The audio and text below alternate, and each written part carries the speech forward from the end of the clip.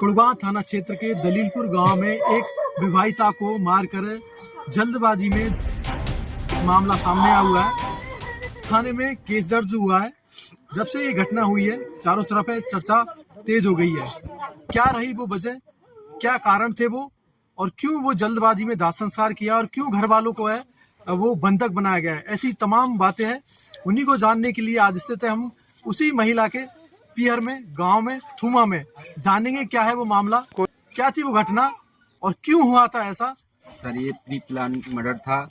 इन लोगों ने उसको पहले से बच्ची को मारने का पूरा प्लान करके इन लोगों ने हमारी भांजी को बुरी बेरहमी तरह से मार दिया। जैसे हमें सूचना लगी, आनन फानन में जैसे भी हम आए, जैसी व्यवस्था हुई मेरे परिवार वालों को लेके, और जैसे हम पहुंचे तो हमें बंधक बनाते हुए, क्योंकि अपना अपराध छुपाने के लिए इन्हें जानबूझकर इन्होंने मेरी भांजी को मार दिया और ये कह दिया कि यदि तुम ज्यादा बोलोगे तो तुमको भी मारेंगे, और हम इन पे कानून का कोई डर नहीं है। बेखौफ कह रहे थे, और बेखौफ कह रहे थे कि हम तुम्हें और तुम्हारी पुलिस को देख लेंगे। और फिर हमें एक कमरे में जाके बैठा दिया, और फिर हमने बहुत हाथ जोड़ते, रोते हुए, विलाप करते हुए, कई बार निवेदन करने के बाद में इन्होंने कि हमें हमारे अंतिम बार तो हमें हमारी बच्ची के चेहरा तो देख लेने दो।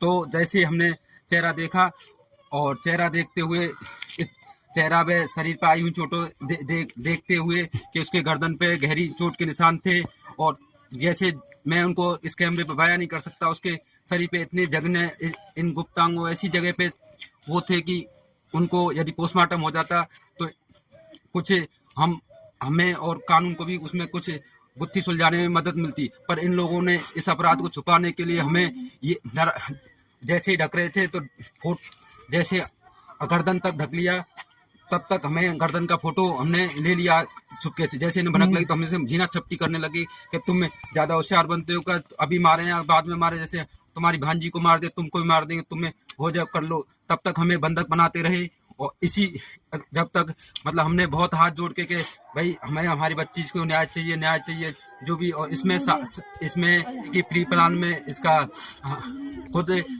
हस्बैंड वो क्या पति एवं इसका परिवारजन, और जो इसको जघन्य अपराध को छुपाने के लिए इसका जो अंगद एवं श्रीलाल व इसके परिवारजन व रिश्तेदार संपूर्ण तथ्यों को छुपाने के लिए उन्होंने वो कर दिया था। ऐसा कुछ आभास था कि पहले कुछ ऐसा होने वाला है। हाँ सर, ऐसा आभास था। तभी तो अभी 5-6 दिन से जैसे वो बता रही थी कि मतलब मुझे तो नीक बताया था, जैसे उसकी कॉलेज उन्होंने जब मेरे वहीं पढ़ी हुई थी बच्ची, शुरू से मैंने ही निर्मल मतलब एजुकेशन भी उसकी वहाँ से है, सुरोड से। कहाँ तक पढ़ी बच्ची ने इसी साल 12वीं पास करके फर्स्ट ईयर डी फार्मा में मैंने एडमिशन दिया था, कि बायोलॉजी से थी, और डी फार्मा में निर्मल कॉलेज में एडमिशन शादी से पहले मैंने दिला दिया था। यानी मेडिकल की तैयारी कर रही थी, और उसकी थ्योरी एग्जाम उसकी क्लियर हो गई एग्जाम देते हुए। और इसी दौरान बीच में हमारे घर भी गई थी बच्ची, और तो तब मेरी पत्नी एवं अन्य को ऐसे मेरे साथ परेशान करते हैं, ये बयान के तो हमने बेटा हम समझा देंगे, अभी तो एग्जाम तसल्ली से दे, ये कह के हमने उसको वापस आ गई। सेम डे में रुकने भी नहीं दिया उस बच्ची को मेरे यहाँ। एवं जैसे ही लास्ट उसके प्रैक्टिकल चालू थे, और 2 तारीख को उसका लास्ट प्रैक्टिकल था जी, और 31 तारीख को बेचारी मम्मी हमारी जो सिस्टर है और जीजा है, वो बहुत उसके 5 बच्ची हैं, एक वो है। तो हमने सोचा कि मैं क्या बताऊं, मेरी भान जिस तरह की हमने वीडियो देखा सामने आया, और जिस तरह कहा गया कि हमने जो परिवार वालों को फोन किया तब वो 5:30 बजे आए, तो क्या उनकी तरफ से फोन आया था या आप लोग भी पहुंचे थे वहां पर? उन्होंने फोन पे ये सूचना दी कि अंकिता गंभीर रूप से मतलब ज्यादा बीमार है, आप आ जाओ। अच्छा, कितने बजे फोन आया है? लगभग सुबह के टाइम आया था। घटनाक्रम में सिर्फ कहते हैं कि तुरंत का नहीं हुआ, एक तरह से आपका कहना कि प्री प्लानिंग से किया गया। हाँ, जिस तरह की आप गांव में पहुंचे, बताया गया हमें बंधक बनाया गया, और मैंने ये कहा कि आप पोस्टमार्टम करने दो, वरना के तू कौन होता है, ज्ञानी ज्यादा डॉक्टर बनता है, तेरे को मार देंगे, तेरे को देख लेंगे। ये किसने बोला? ये अंगद ने। अच्छा, अंगद है, हाँ हाँ अंगद एवं श्रीलाल एवं उनके जो भी रिश्तेदार और परिवारजन बैठे थे उन सब ने यानी आप जब तक गांव में पहुंचे हैं, आपकी बच्ची है वो मृत अवस्था में आपको सामने दिखी? सामने नहीं दिखी हमें, मेरे से पहले क्यों मेरा गांव भाई तारपुर से आया था और जो सूचना थूमा वाले भी जो लड़की के पापा मम्मी और चाचा ताऊ जो भी थे वो हमसे पहले पहुंच गए। अच्छा हाँ, तो वो जो उनको है वो सामने वहां पर दिखी है हाँ। और उन्होंने देखा है कि बच्ची वो मृत अवस्था में है। मृत उनको जहाँ घटना जिस स्थान पे उसके साथ जघन्य अपराध किया वो उनके साथ उन्होंने उस बच्ची को वहां देखा, अर्धनग्न अवस्था में थी, जगह जगह चोटें थे जैसा उन्होंने मुझे बताया थूमा वालों ने। जी जी। तो और इनको ये ज्यादा कुछ करते तो इनको भी डरा धमका दिया बुरी तरह हाँ। कि ये हल्ला करने लग गई तो बच्ची मारी है। और तो वो जो बच्ची थी जो पटौर से जो बीच का वाला पोर्स है वहां कपड़े से ढक के रख दी, हम पहुंचे जब तक तो, और ये रोते हुए विलाप करते हुए कि हमारी बच्ची मार दी। और इनको बार बार वहां बैठी हुई महिलाएं एवं उनके रिश्तेदार और अंगद, श्रीलाल, उदय और अन्नू जो ही है परिवारजन में रिश्तेदार, इनको बार बार धमका रहे थे कि जैसे अंकिता को मारा है तुम्हें भी मार देंगे, और यदि कोई चालाकी की तो या पुलिस को सूचना दी तो। यानी कि आप जैसे ही आपके परिवार के लोग हैं गांव से थुमा से पहुंचे तो उन्होंने है जो अंकिता को मृत अवस्था में देखा, और जब उन्होंने बोला कि हमारी बेटी को मारा है, रोई बिलाई हुई है, चिल्लाहट हुई है, तो उन्हें धमकाने की कोशिश की, उन्हें भी डराया गया। उन्हें भी डराया गया, बुरी तरह डराया गया। ऐसे नहीं कि भय से कि हम यदि तुमने कुछ शिकायत या किसी को सूचना दी या पुलिस पे सूचना दी तो तुम्हें हम अंकिता की तरह ही मार देंगे, और हमारी पहुंच बहुत ऊपर तक है, तुम्हारी पुलिस कुछ नहीं कर सकती, ये अंगद ने कहा है हमसे। अच्छा, यानी उसके बाद फिर जो शमशान घाट में वो दाह संस्कार के लिए भी ले गए?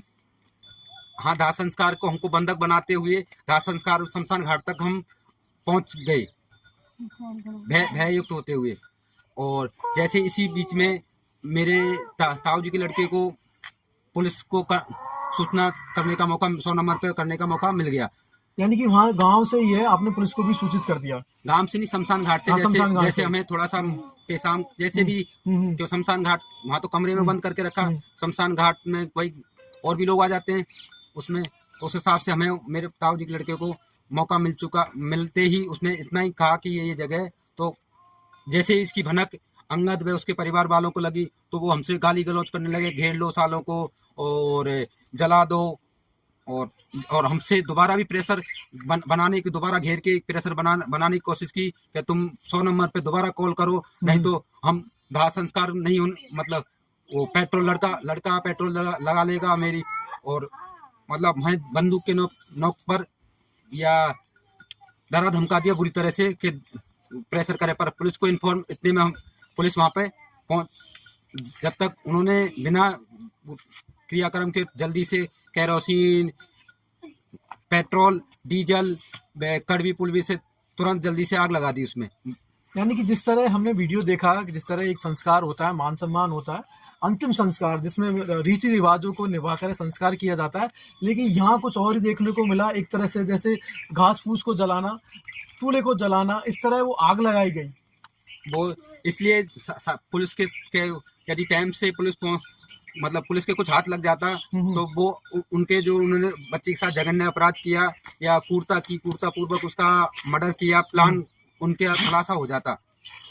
जैसे मैं जो डॉक्टर हूँ तो उसके साथ जितना वो किया था जघन्य अपराध जिसको हम थ्रॉटिंग बोलते हैं, उसमें एक आदमी उसको नहीं कर सकता जी, उसमें एक से मतलब कई आदमी इन्वॉल्व हैं, 2 या 3 का अंदेशा है, उससे भी हो सकते हैं तो वो पता नहीं। यानी कि सिर्फ इस घटनाक्रम में एक लोग नहीं है और ये घटनाक्रम पहले से चला आ रहा है, पहले से प्री प्लान था कि उसका जन्मदिन था, इसको जन्मदिन को मरण के रूप में मनाएंगे, और बच्ची को ये मतलब एज ए टॉर्चर करके और उसको अकेला नहीं छोड़ा, मतलब उसको धमकाते हुए एनी टाइम, जैसा कि मेरे से 2 तारीख में जो बात हुई थी एग्जाम के दिन, उसको मैंने बोलने पर भी वो नहीं आई, यानी सबसे बड़ी बात तो ये है कि जो दाह संस्कार किया गया जल्दबाजी में, कि कहीं ना कहीं सबूत हाथ नहीं लगे प्रशासन को, मेडिकल रिपोर्ट में कुछ ना आए, तो वो एक जल्दबाजी दिखाई गई और उसके साथ उस दाह संस्कार किया, जबरदस्ती में आग लगाई गई। और लेकिन उस तरह दूसरा भी बात कहा जा रहा है कि यह कुछ नशे दिए गए, पहले इस घटनाक्रम से पहले ओवरडोज दिए जाते थे लड़की को। अब जैसे ओवरडोज का तो ऐसा है कि जैसे प्री प्लान मर्डर ये था कि ओवरडोज जैसे जो सिम्टम्स होते हैं ड्रग्स के जैसे भी लेते हैं तो वो उसको पता नहीं रहता अगले आदमी को कि क्या कर रहा है जिसको डोज दे रहे हैं, और उससे पता नहीं कब कितने दिनों से ये काम हो रहा था। जब धीरे धीरे उसको वो अडिक्टिव होगी तो उसको पता चलने लग गया कि मेरे साथ कुछ होता है, तो उसके लिए उसके जैसे भाई कोई गला दबा रहा है या ऐसी कुछ भ्रांति की वो कहानी बनाने लग गए, झूठी कहानियां अंधविश्वास वाली, जो कि संभव नहीं था। यानी कि उस बात को छुपाने के लिए या उनके प्लान को छुपाने के लिए वो डर का माहौल दिखाया गया, अफवाह उड़ाई गई, अंधविश्वास की बातें गई। हाँ, कि घर परिजन को ये हो जाए कि भूतों ने या औरों ने मारी है, और भूतों ने औरों ने मारी है, लोगों संशय में रह जाएं कि ये किसने मारी है, ये गुत्थी नहीं सुलझे। उनकी प्री प्लान मर्डर थी, यदि भूतों ने मारी नहीं तो उन्होंने हमें बंधक क्यों बनाया और पोस्टमार्टम क्यों नहीं होने दिया, पुलिस को सूचना क्यों नहीं होने दी। अभी किसी की गिरफ्तारी हुई है इस केस में? उदय एवं दिनेश को गिरफ्तार किया है। सर, वो आपराधिक प्रकृति के लोग हैं, हाँ, उन लोगों ने इस प्रकार की घटना शायद अपने घर में भी अंजाम दे चुके हैं पहले वो। तो आपके रिश्तेदार थे और आपने सर, इस तरह के इन सब चीजों को बात जैसे कि उसके घर में क्या चल रहा है, ये सब चीजें हमें थोड़ा शादी के बाद में मालूम चली। शादी को करीब 21 अप्रैल को शादी थी, 21 अप्रैल 2024 को। हाँ, करीब 9 महीने हुए। जी सर। हाँ, और 9 महीने बाद ये वो आपकी बच्ची है, वो 40 दिन मेरी सिस्टर है, मेरी मृतिका जो है मेरी सिस्टर है, छोटी बहन है मेरी। वो जैसे कि मैं तो बाहर सर्विस करता हूँ, ठीक है, लेकिन जहाँ पर जैसे यहाँ भी कम से कम आती थी वो, उनका जो अधिक से अधिक संबंध था वो मामा से था। मतलब बाहर त्योहार पे आना जाना वगैरह वो सब मामा के यहाँ से करती थी। ठीक है, जैसा कि मुझे ही नहीं मालूम था, मम्मी ने मुझे कहा कि गलत कि अंकिता 14 तारीख को हम लोगों ने मेहमान बुलाए थे यहाँ पर। मेहमान बुलाने के बाद में 15 तारीख को 14 तारीख की नाइट तक वो यहाँ रही है। 15 तारीख को जब उसको लेने आया तो उसका पति तो कभी नहीं आया लगभग। अच्छा, शायद 1 या 2 बार जो मतलब कि ना के बराबर मान के चले हम आया है। अधिकतर उसका जो जेठ है वही आता था उसको लेने, जो जेठ है उसका मानसिंह, अधिकतर वही आता था। और जैसे मम्मी ने हमें बताया अगले दिन कि बोले ये कहा कि बोले बेटा मुझे अच्छा नहीं लगा। मैंने क्या अच्छा नहीं लगा? बोले उसका जेठ आया, उसको गाड़ी में बैठाया और कट लगे 1 सेकंड के अंदर गाड़ी बंद करी और गाड़ी को छू करके ले गया। अच्छा, तो ये कहीं ना कहीं उनकी सर वो लोग आदतन है, यानी कि पहले से ही है वो सारी चीजें चल रही हैं। हाँ। और शायद हम सभी का मानना ऐसा है कि शादी के महीने 15 दिन तो सभी अच्छे से रखते हैं। हाँ। उसके बाद में उसको नशीली दवा बोलूं या इसमें अफीम को भी बोलूं, किन्हीं की चीजों का, नशीली चीजों का उसको लगातार सेवन कराया जा रहा था। हम जब किसी नशीली चीज का सेवन करते हैं तो कुछ दिन में हम आदी हो जाते हैं। हाँ, बिल्कुल बिल्कुल। तो उसे और डोज की जरूरत होती है, और जितना हमारी बॉडी है वो ऑब्जर्व कर लेती है। अभी डेड बॉडी देखने से पहले ही हम लोग डेड बॉडी देख पाए, उससे पहले उन्होंने कमरे की लाइट बंद कर दी है। अच्छा। हम जैसे पहुंचे, हम लोग मेरे चाचा काका पापा वगैरह पहुंचे हैं, पहुंचते से ही लाइट बंद कर दी है। यानी आपको दिखाई नहीं दिखाई उन्होंने। ठीक है, और हम लोगों को नहीं दिखाई है। फिर हमें क्या इतना बताया गया कि आपकी बेटी मर गई है। अच्छा, ठीक है। जब मर गई है ये सुनते थे, फिर क्या बोलते ना, सभी बदहवास हो गए थोड़े से। बदहवास होने के बाद में इन्होंने बोला कि हमें देखना है। तो उसके ऊपर यहाँ तक गले तक चादर डाल दी गई। एक तरफ उसकी सास खड़ी हो गई, एक तरफ उसकी ननद खड़ी हो गई। ठीक है, ये पिताजी है उनके, ये केवल उनके पैरों में पड़े रहे। जैसा कि कोई वीडियो वायरल किया गया है जबरदस्ती में, उसमें ये कहा गया है कि पिता ने कहा है कि दाह संस्कार कर दो। सर ऐसा नहीं है, दाह संस्कार इन्हें मालूम ही नहीं था। ये पैरों में पड़े हुए हैं, पैरों में पड़े हुए थे, इन्हें मालूम ही नहीं है कि दाह संस्कार करना है या नहीं करना है। इन्हें तो नॉर्मल एक बाप की बेटी है, वो चली गई है और वो फिर उस बदहाल एक पिता या माता के ऊपर यही बीतती है कि नहीं मेरी तो चली गई है, अब इसको जैसे क्रियाक्रम होते हैं उसके हिसाब से किया जाए। जब मेरी मदर ने, मेरी चाची ने उस अंकिता के यहाँ पर ये इस जगह पर निशान देखे, जब यहाँ उन्होंने इस जगह निशान देखे तो उन्होंने शक हुआ कि ये कुछ और ही है। यानी कि आपने देखने की कोशिश करी लेकिन और देखने नहीं देना सर हमें। जैसे हम देखने की कोशिश करें, वो बार बार चद्दर डाल दे उसके ऊपर, बार बार उसका मुंह ढक दे कि जैसा आप जानते हैं कि मेरा समाज में रिश्तेदारी सभी जगह फैली हुई है। हाँ। ठीक है, हमारे जितने भी रिश्तेदार हैं, मेरे या बल्कि पूरे परिवार में जैसे भी जिसके रिश्तेदार है, उन लोगों के ऊपर लगातार दबाव बनाया जा रहा है कि तुम अपना पैसा लो और मुंह बंद करो इस केस में, बिल्कुल, कि कोई बोले ना तुम पंचायत मत करो, महापंचायत मत बुलाओ, तुम पुलिस केस अगर तुमसे हो सके तो उसको वापस ले लो। इस प्रकार के लगातार दबाव बनाया जा रहा है सभी परिवार के लोगों के ऊपर। कभी मेरे पास फोन आता है, कभी किसी के पास फोन आता है, सभी भले कि परिवारजनों के सभी के पास लगातार फोन आ रहे हैं। किन के फोन आते हैं? वो जो रिश्तेदारी में रिश्तेदारी है, जैसे कि यानी कि रिश्तेदार के थ्रू डायरेक्ट इनडायरेक्टली है वो फोन करवाया दबाव बनाया जा रहा है हमारे ऊपर। अच्छा, कि इस मैटर को ज्यादा मत उछालिए मत, इसको क्लोज कर दीजिए और बंद कर दीजिए मैटर को आप। जबकि ये मैटर बंद करने लायक नहीं है। क्यों बंद करने लायक नहीं है? क्योंकि आज मेरी बहन के साथ हुआ, शायद कल किसी और की बहन के साथ हो। हम इसको बंद नहीं करेंगे जब तक उन दोषियों को सजा न हो और आगे कोई व्यक्ति इस प्रकार का जघन्य अपराध करने से कतरा है। बिल्कुल, यानी कि आप देखोगे इस पूरे घटनाक्रम में कहीं ना कहीं वो गंदी सोच की बात है वो सामने आई है। किस तरह जो मौत से पहले नस्ली दबाव का जो डोज है वो दिए गए, अंधविश्वास में इसको कन्वर्ट करने की कोशिश की कि इनकी लड़की है वो जादू टोना या भूत प्रेत का साया है और उसमें वो बहकी बहकी बातें करती है। लेकिन है ना कहीं है वो 2-3 लोग है या एक लोग है वो है, या रिश्ते में जो जेठ है या और भी लोग है वो शायद वो गंदी हरकत करते थे और जब लड़की को पता चला है तो उस घटना को अंजाम दे दिया गया। जिस तरह की बातें निकल के सामने आ रही है, जल्दबाजी में आनंद फानन में दासंसर किया, घर वालों को डराया गया, धमकाया गया, चोट के निशान देखे गए, वो कहीं ना कहीं निंदनीय है।